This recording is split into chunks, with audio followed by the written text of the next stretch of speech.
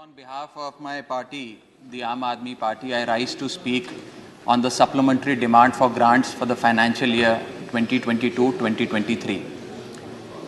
Sir, सरल भाषा में कहूं तो वित्तीय वर्ष की शुरुआत में सरकार को जितना खर्च आवंटित किया गया था वो सारा पैसा खर्च करने के बाद आज अतिरिक्त पैसा मांगने सरकार इस सदन के भीतर आई है। काश ये सुविधा देश के आम आदमी के पास भी होती सर, जो महीने की 25 तारीख को अपना बटुआ खाली देखकर 5 दिन संघर्ष करके 1 तारीख आने की इंतजार करता है।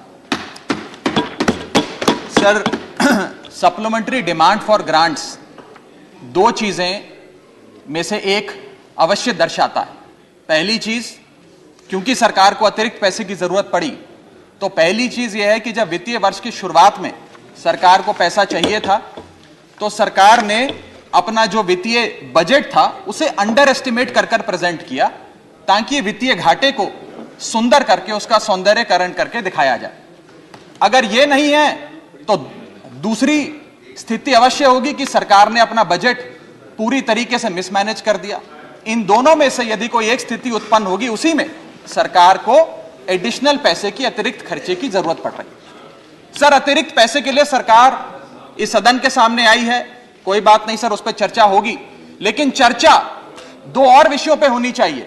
पहला विषय कि वित्तीय वर्ष की शुरुआत में 40 लाख करोड़ का जो इतना भारी भरकम बजट इस सदन ने सरकार को सैंक्शन किया था, मंजूरी दी थी, उस 40 लाख करोड़ को खर्च करके सरकार ने क्या पाया, क्योंकि भारत देश के आर्थिक इंडिकेटर्स संकट का अलार्म बजा रहे हैं।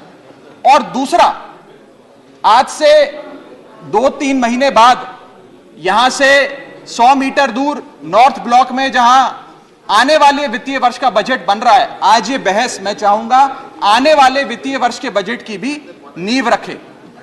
और सर, मैं नया सदस्य हूं सदन का, एक सुझाव और देना चाहता हूं। हम सारे लोग बजट पे चर्चा उसी समय करते हैं जब बजट प्रस्तुत किया जाता है। हमें सदन में 2 बार बजट पे चर्चा करनी चाहिए।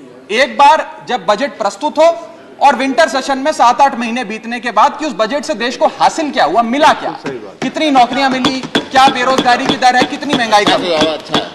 सर, आज सरकार 3,25,757 करोड़ मांगने इस सदन के भीतर आई है। मैं माननीय वित्त मंत्री जी का ध्यान ये पैसे सैंक्शन करने से पहले और सदन का ध्यान इस पैसे को अनुमति देने से पहले 8 बड़ी बीमारियां जिससे आज भारत देश की अर्थव्यवस्था पीड़ित है, बीमार है, उसकी तरफ करना चाहता हूं। पहली बीमारी है सर बेरोजगारी। इस सरकार ने चुनावों से पहले वादा किया था, भारतीय जनता पार्टी ने वादा किया था कि हम 2 करोड़ नौकरियां हर वर्ष देंगे।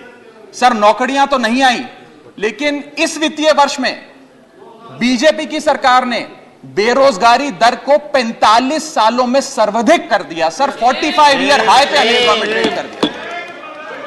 सर, 2014 में जब बीजेपी की सरकार बनी थी, 2014 में जब इनकी सरकार बनी थी, तब देश का बेरोजगारी दर 4.9% था।